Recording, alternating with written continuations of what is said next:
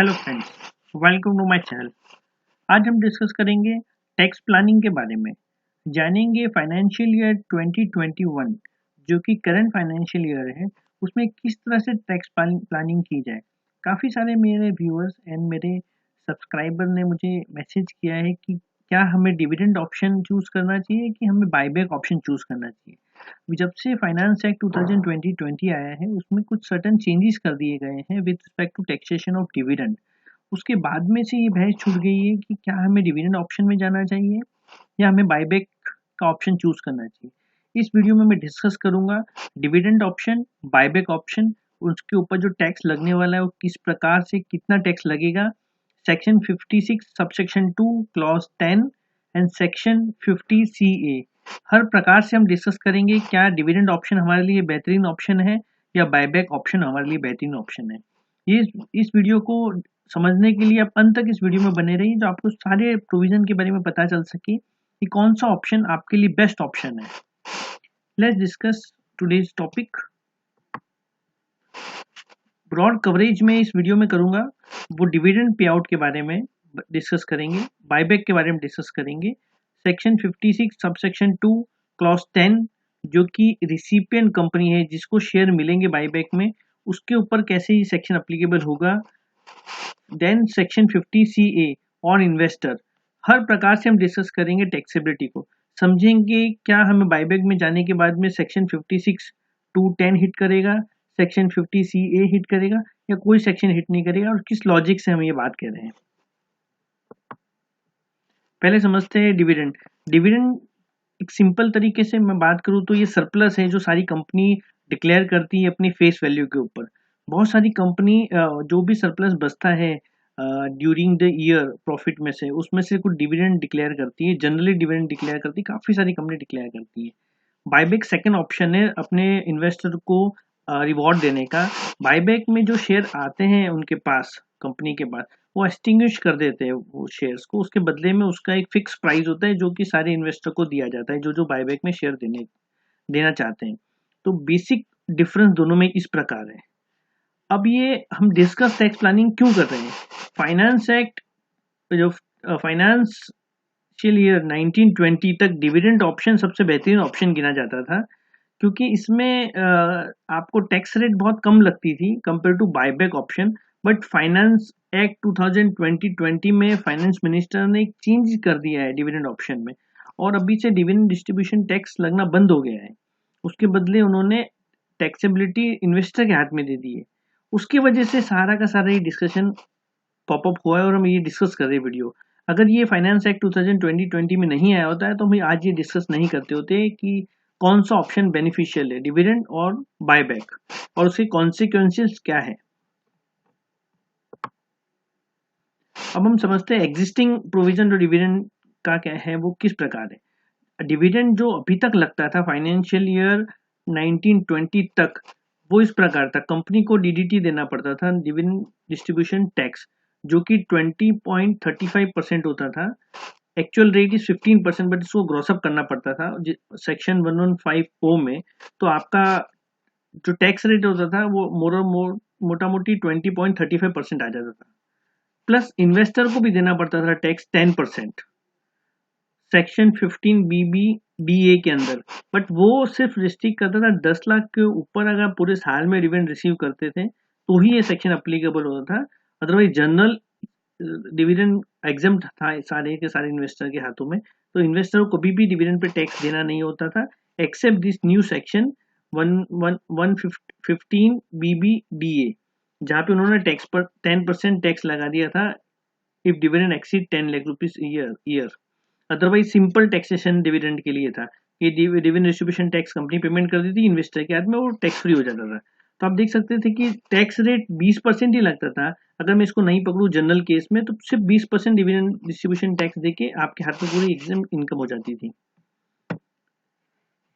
अभी जो new propose किया है फाइनेंस मिनिस्टर ने, और जो कि अभी फाइनेंस एक्ट फाइनल हो गया है और प्रेसिडेंट का अप्रूवल होने के बाद में वो फाइनेंस एक्ट बन चुका है 2020, उसमें डिविडेंड डिस्ट्रीब्यूशन टैक्स को डिलीट कर दिया गया है। तो section 115O is not applicable henceforth.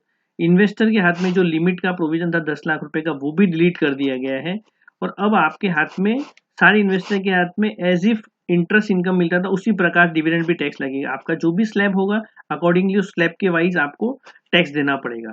तो अब ना कंपनी डिविडेंड डिस्ट्रीब्यूशन टैक्स देगी, इन्वेस्टर को 10 लाख का जो लिमिट था वो भी डिलीट हो गया है, और इन्वेस्टर को डायरेक्टली उनके हाथ में एज पर स्लैब टैक्स लगेगा। सपोज कोई इन्वेस्टर 2 लाख रुपए साल का कमाता है, उसमें डिविडेंड है 1.5 लाख रुपए, तो क्या टैक्स लगेगा? नो, टैक्स नहीं लगेगा। 2.5 लाख रुपए तक आपको पता ही है, जैसे कोई इन्वेस्टर को टैक्स देना नहीं पड़ता था, इंडिविजुअल इन्वेस्टर है तो उस केस में डिविडेंड का जो न्यू टैक्सेशन है वो काफ़ी बेहतरीन है। बट कंपनी और प्रमोटर क्या इस ऑप्शन को चूज करेंगे?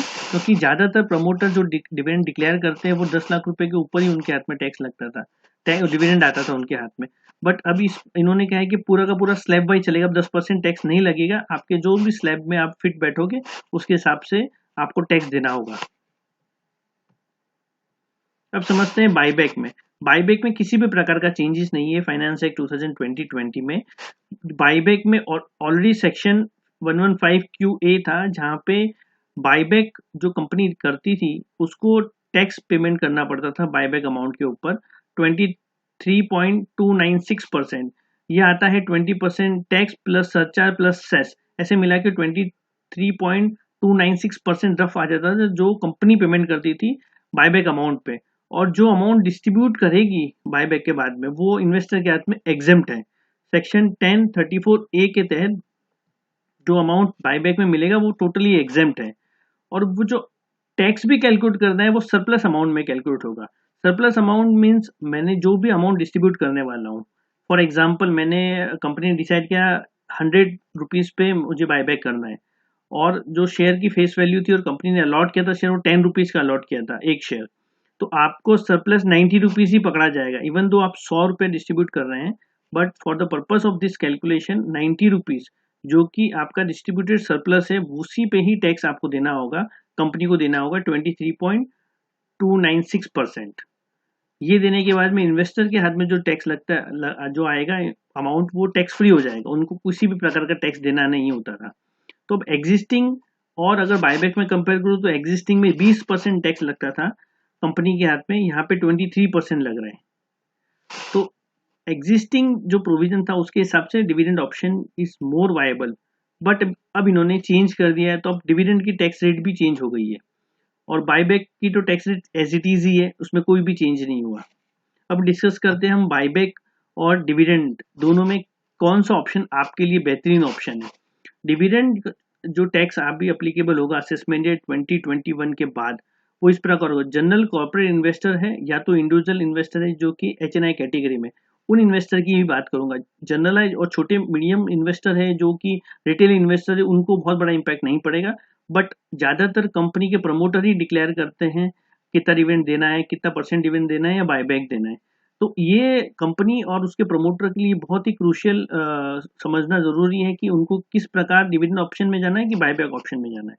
अभी जनरल टैक्स रेट 30% है कॉर्पोरेट की, और इंडिविजुअल की मैक्सिमम 30% है, प्लस सरचार्ज का एक प्रोविजन है। सरचार्ज में 37% तक सरचार्ज किए हाई नेटवर्थ इंडिविजुअल के लिए जिनकी इनकम मोर देन 5 करोड़ है। तो उसके हिसाब से टैक्स रेट 42% तक चला जाता है इंडिविजुअल के केस में, और कॉर्पोरेट के केस में 34.32% के आसपास जाता है।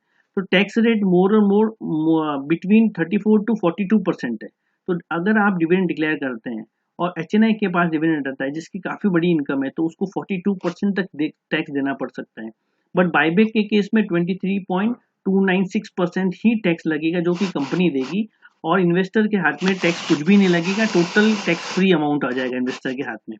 अब हम समझते हैं कि क्या सेक्शन 56 सबसेक्शन 2 क्लॉज 10 अप्लीकेबल हो सकता है इस केस में, या सेक्शन 50CA अप्लीकेबल हो सकता है बायबैक के केस में। डिविडेंड के ऑप्शन में तो ये सेक्शन अप्लीकेबल होने की कोई क्वेश्चन ही नहीं होता था। हमने अभी फाइनलाइज किया है कि बेटर ऑप्शन बायबैक, और डिविडेंड में buyback is most beneficial option for investor and as well as company. तो हम स्टिक करते हैं कि बायबैक ऑप्शन हम चूज करेंगे, ना कि डिविडेंड ऑप्शन चूज करेंगे। अब बायबैक के अंदर जब जाएंगे तो दो ऑप्शन आते हैं हमारे पास, क्या हमको सेक्शन 56(2) क्लॉज 10 हिट करेगा या सेक्शन 50CA हमको हिट करेगा, इसको भी हम फर्दर डिस्कस करेंगे।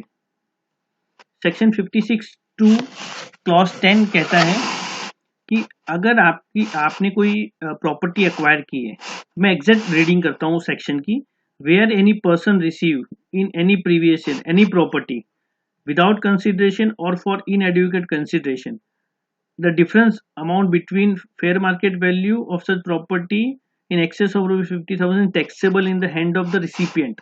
तो जो कंपनी बायबैक कर रही है वो अगर फेयर वैल्यू के नीचे बायबैक करती है तो जितना भी फेयर वैल्यू के नीचे बायबैक किया जाएगा वो उसकी कंपनी के हाथ में टैक्स लग जाएगा as a income from other sources.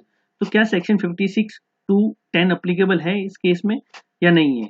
Property के डेफिनेशन में शेयर्स एंड सिक्योरिटी भी इंक्लूड है। इसको हम फर्दर समझते हैं। अब हम समझते हैं बायबैक क्या प्रॉपर्टी जो बायबैक मिल रही है बायबैक में शेयर वो क्या कंपनी की प्रॉपर्टी है? इसके लिए हम कंपनी एक्ट 2013 में सेक्शन 68 क्लॉज 7 में जाते हैं, सबसेक्शन 7 में जाते हैं, विच स्टेट वो जो डेफिनेशन देता है बायबैक का, state that where company buyback its own share or other specified security, it shall extinguish and physically destroy the shares।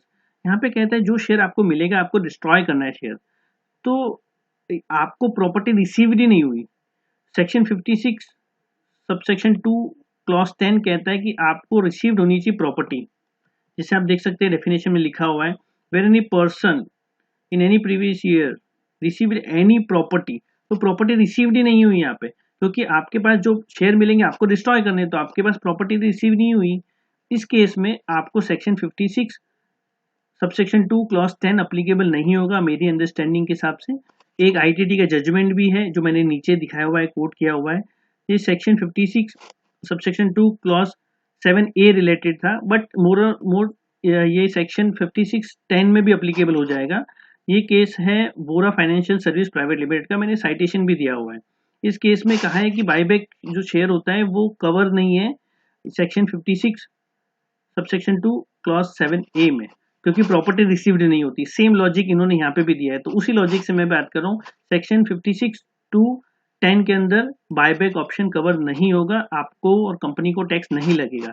अब हम डिस्कस करते हैं सेक्शन 50CA, इन्वेस्टर के हाथ में। क्या इन्वेस्टर के हाथ में टैक्स लग सकता है फेयर मार्केट वैल्यू को लेके? क्योंकि सेक्शन 50CA सेक्शन वो इस प्रकार है, वो कहता है provided in case of transfer of unquoted share, fair market value of shares, such share should be considered to be full value of consideration for the purpose of section 68। section 6 for the purpose of section 48 के लिए कहता है fair market value जो होगी rule 11 UA में वही पकड़ी जाएगी।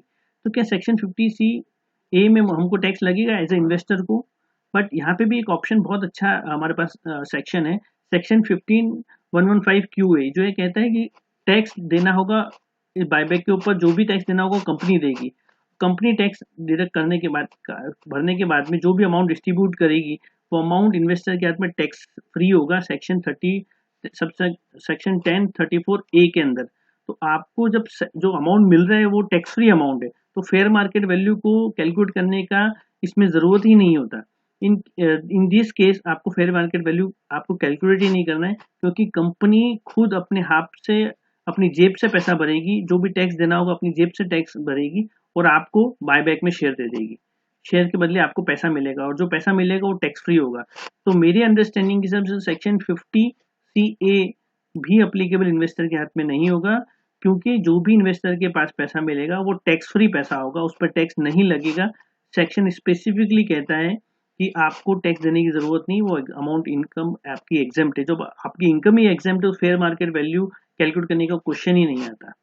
तो मुझे लगता है कि ये आपको अंडरस्टैंडिंग अभी मोटा मोटी आ गई होगी कि आपके केस में किस प्रकार टैक्सेशन वर्कआउट होगा डिविडेंड या आप बायबैक के ऑप्शन में। और आपको अगर ये मेरा वीडियो पसंद आया तो इसे लाइक कीजिए, चैनल को सब्सक्राइब कीजिए और ज़्यादा से ज़्यादा लोगों में इस वीडियो को शेयर कीजिए तो लोगों को अवेयरनेस बढ़ सके। थैंक यू दोस्तों।